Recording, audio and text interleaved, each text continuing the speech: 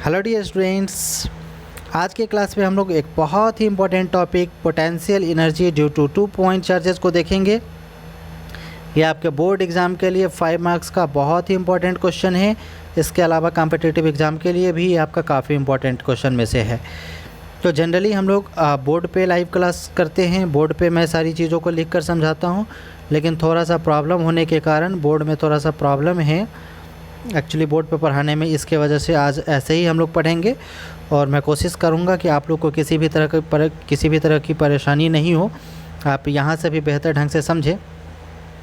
तो ये जो है लास्ट ईयर आप लोग के जो सीनियर थे उनका पढ़ा हुआ है, उनको मैंने पढ़ाया था, तो उन्हीं का नोट्स से है, तो उसी को मैं एक्सप्लेन कर रहा हूँ, आप ध्यान से समझेंगे। वैसे कोशिश होगा कि आप बिल्कुल बोर्ड टाइप ही फीलिंग आए आप लोग को, है ना। तो पोटेंशियल एनर्जी हम लोग पढ़ेंगे ड्यू टू 2 पॉइंट चार्जेस। तो इसको पढ़ने से पहले आपको इलेक्ट्रिक पोटेंशियल का आइडिया बिल्कुल होना चाहिए। अगर इलेक्ट्रिक पोटेंशियल वाला क्लास आप नहीं किए हैं तो उसका लिंक इसका डिस्क्रिप्शन में है। आप पहले इलेक्ट्रिक पोटेंशियल पढ़ लेंगे, फिर पोटेंशियल एनर्जी को पढ़ेंगे। वैसे मैं एक बार इलेक्ट्रिक पोटेंशियल को रिपीट भी कर देता हूँ। इलेक्ट्रिक पोटेंशियल का हमारा डेफिनेशन कुछ इस तरह से था: work done per unit positive test charge to bring from infinite to a particular point is called electric potential। कहने का मतलब ये था कि इनफाइनाइट पे अगर कोई हमारा छोटा सा टेस्ट चार्ज रखा हुआ था, तो इनफाइनाइट से किसी एक पर्टिकुलर पॉइंट, कोई सा ही पॉइंट ले लीजिए, मान लीजिए P पॉइंट है, P पॉइंट पर लाने में जो टोटल वर्क डन होगा, ये वर्क डन किस पे हो रहा है? पर यूनिट पॉजिटिव टेस्ट चार्ज पे हो रहा है। तो per unit positive test charge को इनफाइनाइट से किसी एक पर्टिकुलर पॉइंट पर लाने में जो वर्क डन होगा उसी को हम लोग इलेक्ट्रिक पोटेंशियल बोलेंगे। ठीक है। अब इसके बाद हमको यहाँ पर क्या जानना है? पोटेंशियल एनर्जी हमको समझना है। तो एनर्जी, पोटेंशियल को थोड़ी देर के लिए हम लोग भूल जाते हैं, सिर्फ एनर्जी को ध्यान में रखते हैं। एनर्जी का हमारा डेफिनेशन क्या होता है? Capacity to do work is called energy. कार्य करने की क्षमता को हम लोग ऊर्जा कहते हैं, है ना। तो कैपेसिटी टू डू वर्क, जो यहाँ पे हमारा इनफाइनाइट से चार्ज को हम लोग किसी एक पर्टिकुलर पॉइंट पर ला रहे हैं, तो लाने में क्या हो रहा है? वर्क हो रहा है। तो ये जो वर्क का कैपेसिटी है, या फिर कैपेसिटी कहिए या फिर टोटल वर्क रिक्वायर्ड, मतलब यहाँ से यहाँ तक लाने में टोटल वर्क, यहाँ से यहाँ तक होने में जो कार्य का क्षमता है, वर्क का जो कैपेसिटी है वो कहिए, या फिर यहाँ से यहाँ तक आने में जो वर्क रिक्वायर्ड है, दोनों एक ही टर्म हुआ है ना। तो उसी को टेक्निकली हम लोग दूसरे तरह से थोड़ा सा घुमा के लिखते हैं, है ना। जो टोटल वर्क हमारा रिक्वायर्ड है चार्ज को इनफाइनाइट से किसी एक पर्टिकुलर पॉइंट पर लाने में, इस रिक्वायर्ड वर्क को हम लोग पोटेंशियल एनर्जी बोलेंगे। तो सबसे पहले देखिए आप लोग, ये ऑलरेडी लिखा हुआ है, the work required to move the charge from infinite to a particular point. हमारा टोटल वर्क रिक्वायर्ड है चार्ज को मूव करने के लिए इनफाइनाइट से एक पर्टिकुलर पॉइंट पर, is known as electric potential energy, जिसको हम लोग इलेक्ट्रिक पोटेंशियल एनर्जी कहेंगे। We denote potential energy by U. Potential energy को हम लोग यू से डिनोट करेंगे। ठीक है। आप पहले क्या करेंगे, पहले मैं समझा रहा हूँ इसको, आप समझ लेंगे, बाद में इसका स्क्रीनशॉट लेकर फिर आप इसको बाद में फाइनली लास्ट में नोट करेंगे। इस फिगर को आप थोड़ा सा लेट से समझेंगे या फिर मैं अभी ही समझा देता हूँ।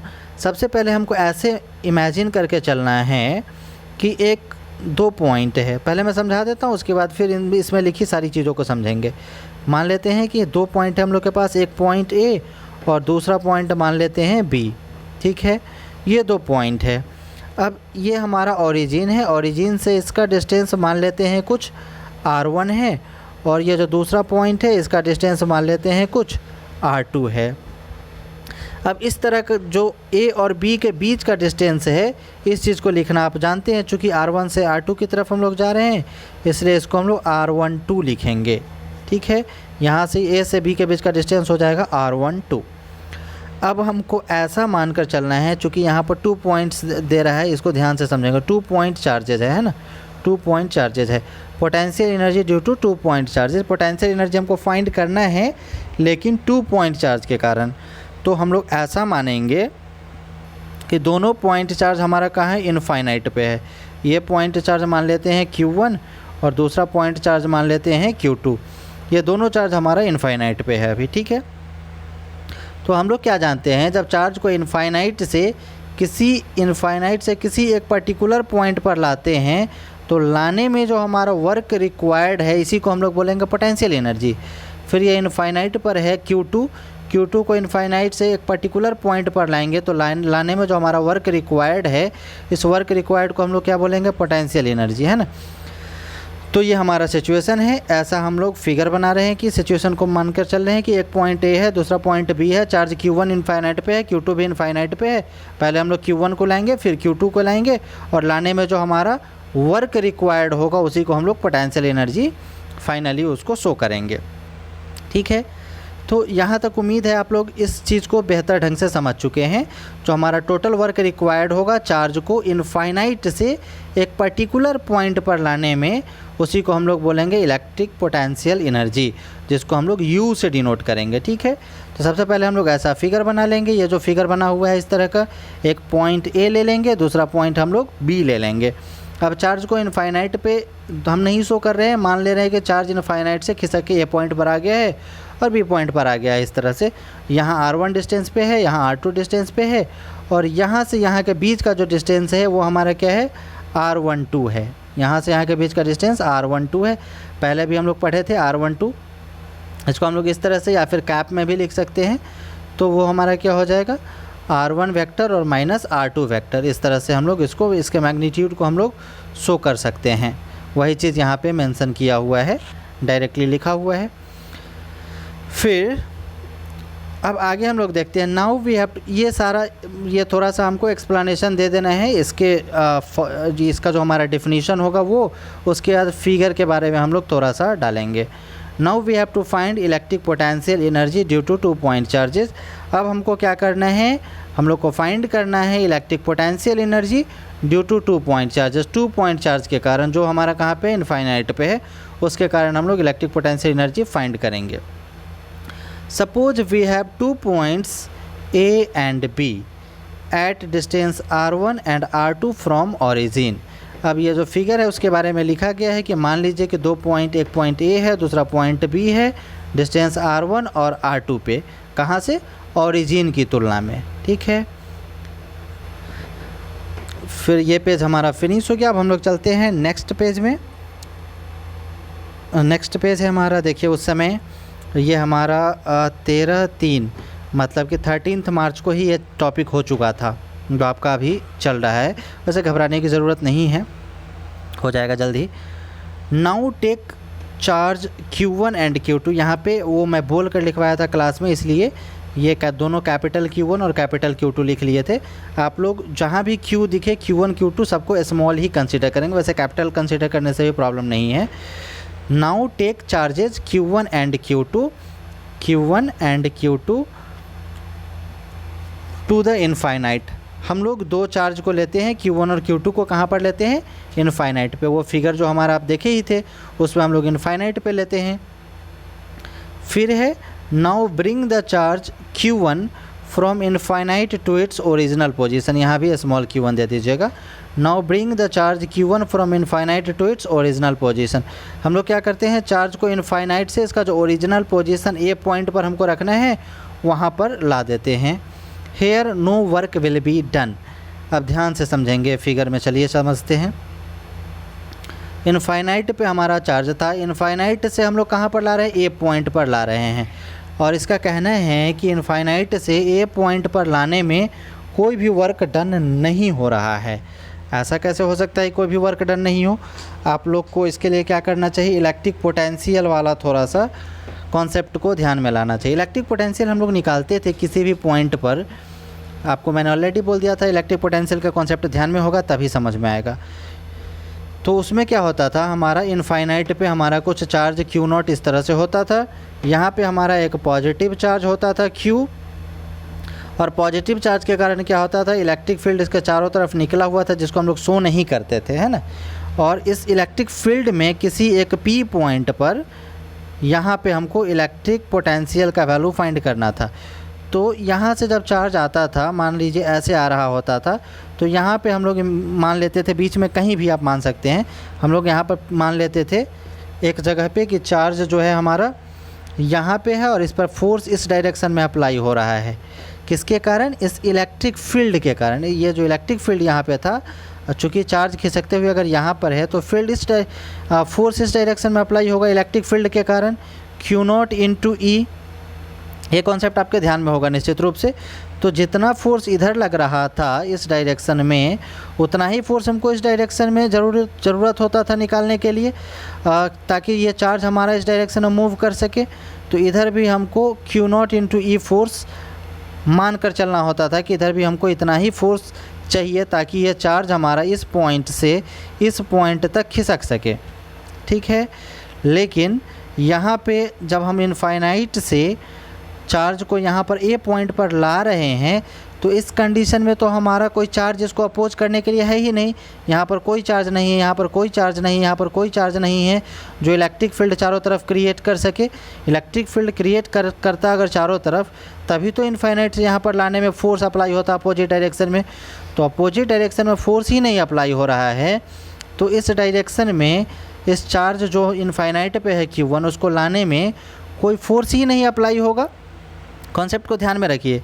यहाँ पे इनफाइनाइट से हम लोग लाते थे तो यहाँ पर जो चार्ज होता था इसके कारण इलेक्ट्रिक फील्ड अप्लाई हो रहा होता था। ये इलेक्ट्रिक फील्ड इस डायरेक्शन में फोर्स अप्लाई करता था और सेम फोर्स हमको इस डायरेक्शन में लगाना पड़ता था, तभी चार्ज इधर मूव कर पाता था। इनफाइनाइट से धीरे धीरे खिसकते खिसकते इधर जा पाता था।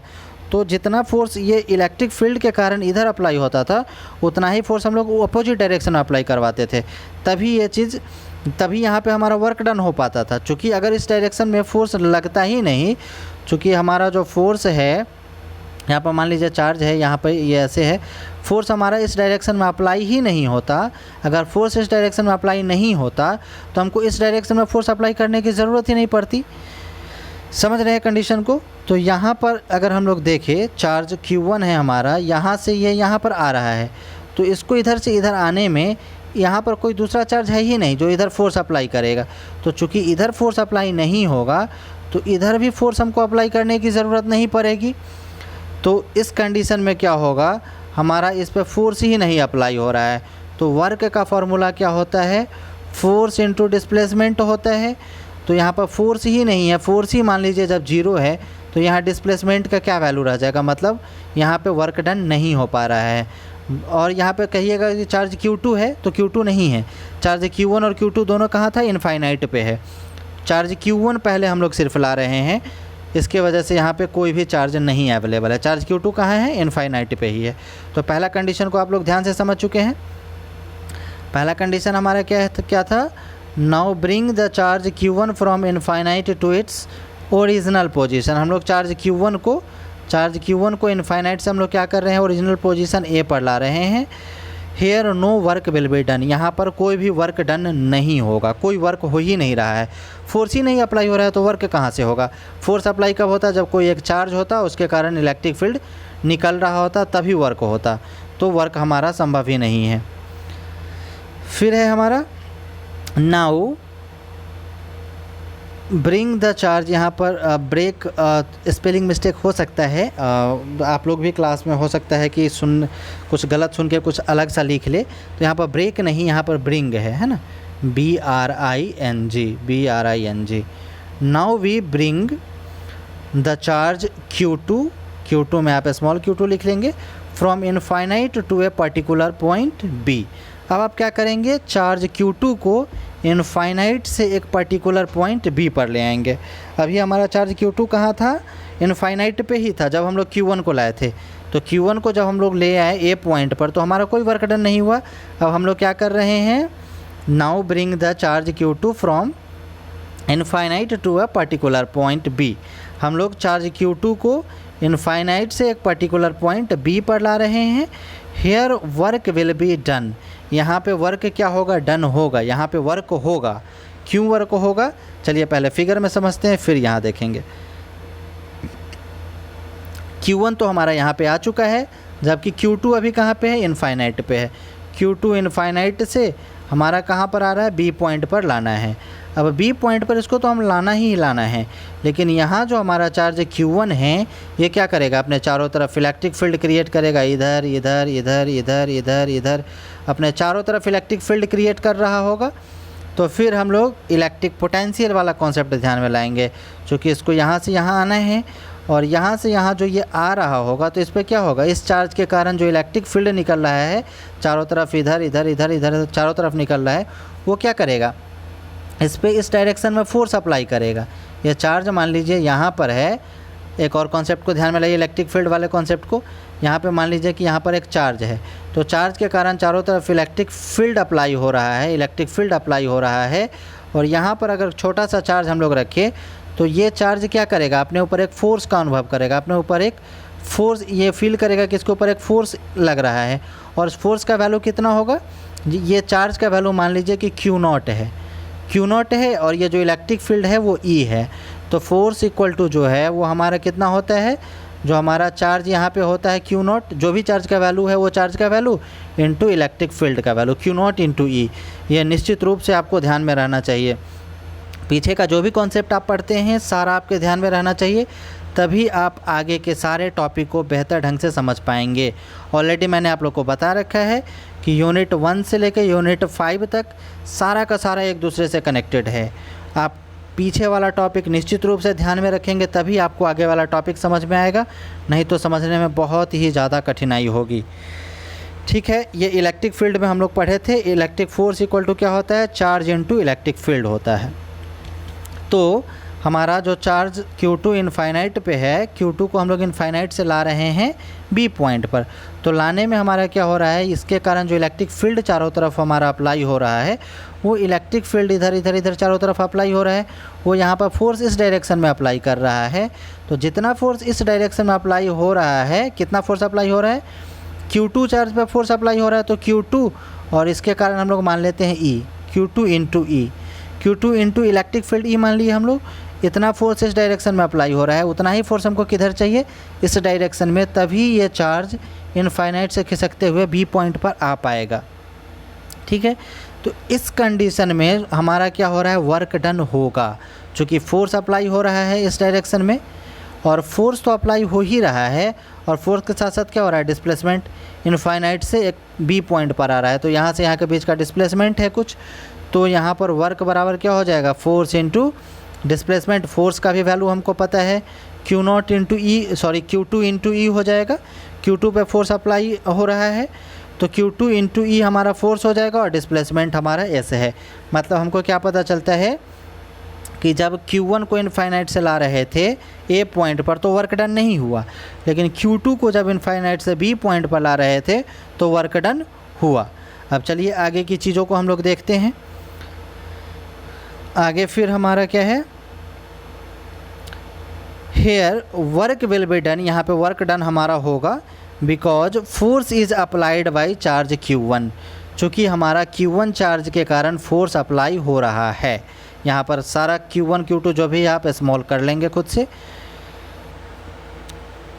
To oppose the motion of charge Q2, अब यहाँ पे जो हम लोग मेंशन किए हैं, Q2 का जो मोशन है, Q2 इस डायरेक्शन में आ रहा है, तो इस डायरेक्शन में जो आ रहा है तो फोर्स इस डायरेक्शन में अप्लाई हो रहा है, तो इस डायरेक्शन में जो हमारा आ रहा है, तो इस डायरेक्शन में लाने के लिए हमारा opposing force F equal to Q2 into E हम लोग अप्लाई कर रहे हैं। वही चीज़ यहाँ पर मेंशन किया हुआ है सेंटेंस में, फिर से एक बार मैं पढ़ता हूँ। Because force is applied by charge Q1, Q1 के कारण क्या हो रहा है, फोर्स अप्लाई हो रहा है, Q1 के कारण फोर्स अप्लाई हो रहा है किस पे, चार्ज Q2 पे जो आ रहा है यहाँ से। इस Q2 पे जो फोर्स अप्लाई हो रहा है यहाँ पे, to oppose the motion of charge Q2, charge Q2 को मोशन को अपोज करने के लिए, देखिए ध्यान से समझेंगे, यहाँ पे हमारा चार्ज Q1 है, Q1 के कारण इलेक्ट्रिक फील्ड चारों तरफ जा रहा है, चारों तरफ जा रहा है, चारों तरफ जा रहा है। अब यहाँ पे इनफाइनाइट से जो हमारा आ रहा है, तो यहाँ पर मान लेते हैं किसी भी पॉइंट पर ये क्या करेगा, अपोजिंग फोर्स अप्लाई करेगा इस डायरेक्शन में Q2 इंटू E। तो ये हमारा इसका मोशन इधर है, ये हमारा चार्ज Q2 जो है यहाँ से B पॉइंट पर आना चाह रहा है, लेकिन यहाँ पे ये फोर्स अप्लाई करके चाह रहा है इसको इस डायरेक्शन में धकेल दे, नहीं आने दे। तो जितना फोर्स ये इधर अप्लाई कर रहा है उतना ही फोर्स हमको क्या चाहिए, इधर चाहिए, ताकि ये इस डायरेक्शन में आ सके। वही चीज़ यहाँ पे मेंशन किया गया है। यहाँ फोर्स अप्लाई हो रहा है Q2 पर अपोजिंग डायरेक्शन में, जिसके कारण हमारा यहाँ पे वर्क डन होगा। अब हम लोग इलेक्ट्रिक पोटेंशियल को ध्यान में लाएंगे। इलेक्ट्रिक पोटेंशियल का फॉर्मूला क्या होता है? इलेक्ट्रिक पोटेंशियल का फॉर्मूला, इलेक्ट्रिक पोटेंशियल को हम लोग V से डिनोट करते हैं। तो V इक्वल टू हमारा क्या होता है, जो वर्क डन हो रहा है वो work done divided by charge का वैल्यू। मतलब जिस चार्ज को हम लोग ला रहे हैं इनफाइनाइट से, मतलब Q2 चार्ज को हम लोग ला रहे हैं, तो हमारा वर्क यहाँ पे अगर हम लोग formula electric potential equal to डालना चाहे तो electric potential V equal to क्या हो जाएगा, वर्क डन जो हमारा हो रहा है वो वर्क डन W और डिवाइडेड बाई चार्ज का वैल्यू Q2। चूँकि Q2 चार्ज को हम लोग ला रहे हैं तो V इक्वल टू क्या हो जाएगा, W बाई Q2। अब यहाँ से इस चीज़ को अगर हम लोग देखिए, अगर वर्क बराबर अगर हम लोग लिखना चाहे तो क्या लिख सकते हैं, वर्क बराबर V इंटू Q2। यहाँ पर हमारा फॉर्मूला क्या है, electric potential equal to work by charge, work by charge है। Electric potential equal to work by charge, ये हमारा फॉर्मूला यहाँ पर लिखा हुआ है। अगर हमको वर्क निकालना हो यहाँ से तो वर्क बराबर क्या होगा, ये जाके इधर मल्टीप्लाई हो जाएगा, वो W इक्वल टू क्या हो जाएगा, V इंटू Q2, ये जाके इधर मल्टीप्लाई हो गया। तो जहाँ पर हमारा W क्या है, वर्क है, V हमारा क्या है, इलेक्ट्रिक पोटेंशियल, किसके कारण, electric potential due to charge Q1 on Q2। Q1 charge के कारण Q2 चार्ज पर इलेक्ट्रिक पोटेंशियल है हमारा V। ध्यान से समझेंगे, Q1 चार्ज के कारण Q2 चार्ज पे हमारा इलेक्ट्रिक पोटेंशियल है V और इंटू क्या हो जाएगा, Q2। वही चीज़ यहाँ पर सेंटेंस में मेंशन किया हुआ है, जिसको पढ़ेंगे हम, ध्यान से समझिए। W इक्वल टू पहले नहीं लिखकर W इक्वल टू बाद में लिखा हुआ है, यहाँ पर यह कटा हुआ है, यहाँ पर W इक्वल टू बाद में लिखा हुआ है, कोई बात नहीं, एक ही बात है। तो वर्क इक्वल टू क्या हो जाएगा, electric potential due to charge Q1 on Q2। Electric potential due to charge Q1 charge के कारण जो इलेक्ट्रिक पोटेंशियल है Q2 चार्ज पर, उसमें हम लोग मल्टीप्लाई कर रहे हैं, उसमें हम लोग क्या कर रहे हैं, गुना कर रहे हैं। यहाँ पे मल्टीप्लाई है इनटू Q2, ठीक है, मतलब इसको इसमें मल्टीप्लाई कर दिया गया। Work equal to electric potential on charge Q1 due to charge Q2 into Q2। यहाँ पर मतलब इसको इधर मल्टीप्लाई करने के कारण इसको मतलब फार्मूला के टर्म में नहीं लिख के सेंटेंस के टर्म में लिख दिया गया है, ताकि बेहतर ढंग से आपको फ्यूचर में भी समझ में आए, ठीक है। तो इस कंडीशन में हमारा W इक्वल टू क्या हो जाएगा, W इक्वल टू हमारा V इंटू Q2 है। तो V जो है हमारा इलेक्ट्रिक पोटेंशियल। अब इलेक्ट्रिक पोटेंशियल का फॉर्मूला हम लोग ध्यान में लाएंगे। V equal to electric potential का फॉर्मूला क्या होता है, Q by 4 pi epsilon naught into R। ये फॉर्मूला इलेक्ट्रिक पोटेंशियल का हमेशा आपके ध्यान में रहना चाहिए, क्योंकि बहुत इंपॉर्टेंट है। तो यहाँ पर हमारा जो यहाँ पे जो हम लोग पहले चार्ज रखते थे इलेक्ट्रिक पोटेंशियल में, उसका वैल्यू कितना होता था, Q जनरली हम लोग लेते थे। तो Q के बदले यहाँ पे हम लोग के पास क्या है, Q1 है। Q1 के कारण हम लोग इलेक्ट्रिक पोटेंशियल देख रहे हैं, तो यहाँ पे हम लोग क्या करेंगे, Q1 डाल देंगे, Q1 by 4 pi epsilon naught into R।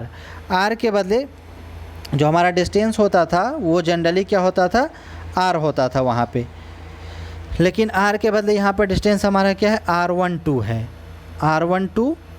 R12 अगर कैप को हम लोग मॉड में डाल दें तो ये मैग्नीट्यूड को शो कर रहा है। या तो आप चाहे तो ऐसे भी लिख सकते हैं, या फिर आप चाहे तो सिर्फ R12 भी लिखेंगे तो कोई फ़र्क नहीं पड़ता है, एक ही बात है। R12 मतलब यहाँ से A से B के बीच का डिस्टेंस वो शो करेगा। तो जो हमारा electric potential due to charge Q1 on charge Q2 है वो कितना है, Q1 by 4 pi epsilon naught into R।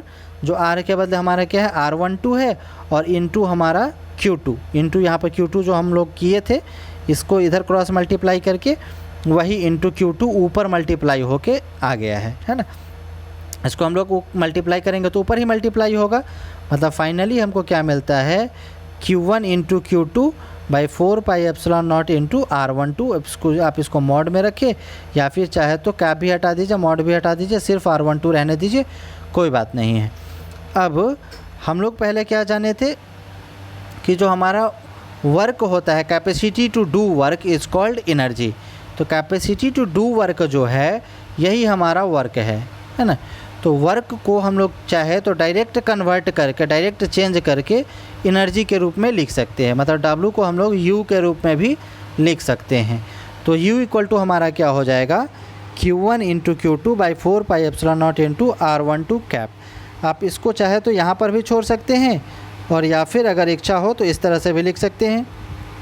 Electric potential energy U equal to Q1 into Q2 by 4 pi epsilon naught into R1 vector minus R2 vector magnitude के form में।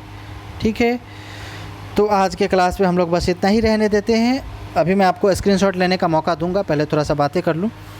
Next class में कोशिश रहेगा कि मैं बोर्ड पर ही आऊँ, आपको किसी भी तरह का प्रॉब्लम नहीं हो। उम्मीद है कि अगर आप थोड़ा कंसंट्रेट करके समझे होंगे तो आज भी आपको कठिनाई नहीं हुई होगी, प्रॉब्लम नहीं हुई होगी। तो अगर कुछ प्रॉब्लम हुआ है तो आप कमेंट करके बताइएगा। नेक्स्ट क्लास से कोशिश रहेगा कि हम लोग बोर्ड पे ही मिले।